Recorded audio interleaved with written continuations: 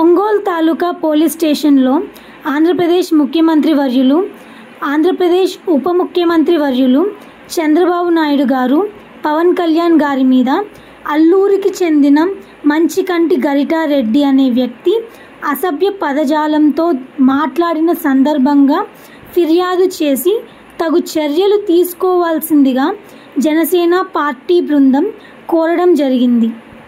ఈ బృందంలో ప్రకాశం జిల్లా జనసేన పార్టీ ఉపాధ్యక్షులు చిట్టెం ప్రసాద్, ప్రకాశం జిల్లా జనసేన పార్టీ కార్యదర్శి కళ్యాణ్ ముత్యాల, కృష్ణా పెన్నా, ప్రాంతీయ కమిటీ సభ్యురాలు బొందిల శ్రీదేవి, ఒంగోలు నగర జనసేన పార్టీ ప్రధాన కార్యదర్శి పల్ల ప్రమీల, ఒంగోలు నగర జనసేన పార్టీ కార్యదర్శి గోవింద్ కోమల, సంయుక్త కార్యదర్శి సుంకర కళ్యాణి, 3వ డివిజన్ అధ్యక్షురాలు షేక్ ముంతాజ్, 4వ డివిజన్ అధ్యక్షురాలు నరసింహారావు, జనసేన నాయకులు హల్చల్ జహీర్, కోటి తదితరులు ఈరోజు ఒంగోలులోని తాలూకా పోలీస్ స్టేషన్లో అల్లూరికి చెందిన వైసీపీ కార్యకర్త మంచికంటి గరిటారెడ్డి అనే వ్యక్తి ముఖ్యమంత్రి వర్యులు చంద్రబాబు నాయుడు గారి మీద, అలానే డిప్యూటీ సీఎం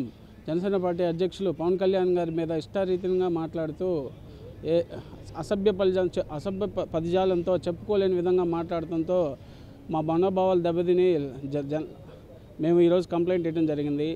వారికి గత ప్రభుత్వంలో చేసిన అక్రమాలకు సంబంధించి ప్రజలు బుద్ధి చెప్పినా ఇంకా బుద్ధి రాలేదు.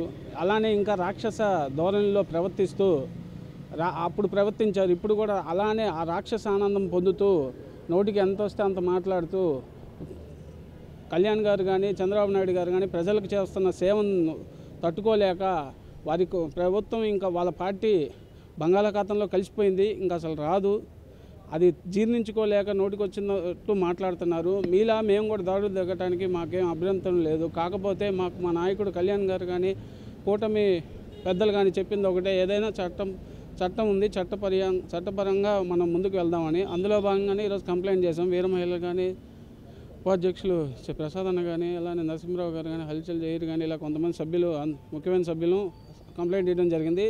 ప్రభుత్వం పోలీస్ స్టేషన్లో సిఐ గారు కూడా కఠినమైన చర్యలు తీసుకుంటామని మాకు హామీ ఇచ్చారు. ఖచ్చితంగా అలాంటి వారిని వదిలే ప్రసక్తి అయితే లేదు. అండి, నాయకుడు ఎలా ఉన్నాడంటే అలాగే కార్యకర్త కూడా ఉంటాడని చెప్పి ఈరోజు వైసీపీ వాళ్ళు నిరూపించుకుంటున్నారు. అలా జగన్మోహన్ రెడ్డి వైసీపీలో ఉన్నప్పుడు వాళ్ళకి గంజాయి బ్యాచ్కి అలాంటి వాళ్ళని వచ్చి పరామర్శించే నాయకుడు, అలాగే వాళ్ళ కార్యకర్త కూడా అలాగే ప్రవర్తిస్తున్నారు. నిన్న పవన్ కళ్యాణ్ గారిని కానీ, లోకేష్ గారు కానీ, చంద్రబాబు నాయుడు గారిని కానీ ఇష్టం వచ్చినట్టు భూత పదాలతో మాట్లాడుతున్నాడు. అసలు ముసలాయన కాటికి పోయే వయసు వచ్చినా కానీ వాళ్ళకి ఇంకా బుద్ధి వచ్చినట్లు లేదు. ఇప్పటికైనా కానీ బుద్ధి తెచ్చుకొని ఎలా మాట్లాడాలని చెప్పి ఆ కార్యకర్తలకి జగన్మోహన్ రెడ్డి చెప్పుకుంటే కానీ ఈ ప్రభుత్వం ఇంకా అసలు వైసీపీ ప్రభుత్వం అసలు లేదులేండి, పూర్తిగా భూస్థాపితం అయిపోయింది. ఇంకా పాతాళ లోకానికి వెళ్ళిపోవడానికి రెడీగా ఉన్నారు. ఇప్పటికైనా ఆ ముసలాయన వచ్చి కళ్యాణ్ గారికి, చంద్రబాబు నాయుడు గారికి, పవన్ కళ్యాణ్ మొత్తానికి క్షమాపణ చెప్పాలని చెప్పి మేము కోరుకుంటున్నాము.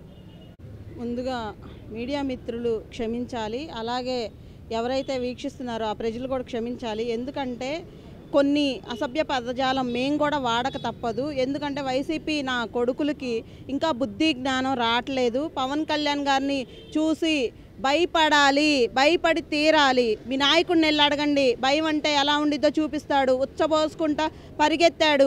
పవన్ కళ్యాణ్ గారు ఏ మాట చెప్పారో, మిమ్మల్ని అధః పాతాళానికి తొక్కుతానన్నాడు. 150 సీట్ల నుంచి 11 సీట్లకు తీసుకొచ్చినా కానీ ఇంకా సిగ్గు సాగరం లేకుండా ముసలోడా నీ మొహానికి నువ్వు వచ్చి పవన్ కళ్యాణ్ గారిని గురించి మాట్లాడుతున్నావా? పవన్ కళ్యాణ్ గారి కాలు గోరి మట్టితో సమానం రా మీరందరూ వైసీపీ అనేవాళ్ళు. వైసీపీని మొన్న వస్తే ప్రజలే రాళ్లతో కొట్టి పంపించినా కానీ ఇంకా మీకు అర్థం కావట్లేదా ప్రజల్లో మీకున్న వాల్యూ ఏందో? అది కూడా మర్చిపోయి ఏదేదో నోటికి ఇష్టం వచ్చినట్టు మాట్లాడుతున్నావు. పవన్ కళ్యాణ్ గారి గురించి మాట్లాడితే ఏ ఒక్క జన సైనికుడు, వీర మహిళ చూస్తా ఊరుకోరు. నీ ఇంటికి వచ్చి నిన్ను తన్నే రోజులు ఉన్నాయి. ప్రస్తుతానికి మా నాయకుడు నేర్పించిన సంస్కారం మా దగ్గర ఉంది కాబట్టి లా అండ్ ఆర్డర్ ప్రకారం పోదామని ఇక్కడికి వచ్చాము. పిచ్చి పిచ్చి వేషాలు వేస్తే మొహం పగలగొడతారు, అంత తేలిగ్గా లేదు. నోటికి ఇష్టం వచ్చినట్టు వాగుతున్నావేంద్ర, భూత పదాలు.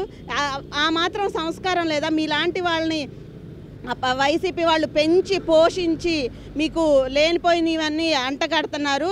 అదేదో చేస్తే మేము హైప్ అవుతాం అనుకుంటున్నారేమో. నిన్ను నామరూపాలు లేకుండా జన సైనికులు చెయ్యకపోతే మేము జనసేన పార్టీయే కాదు, గుర్తుపెట్టుకో. నీకు ఉంది స్టేషన్లో, తర్వాత జన సైనికులు వీర మహిళల చేతిలో కూడా నీకు ఉంది, గుర్తుపెట్టుకో.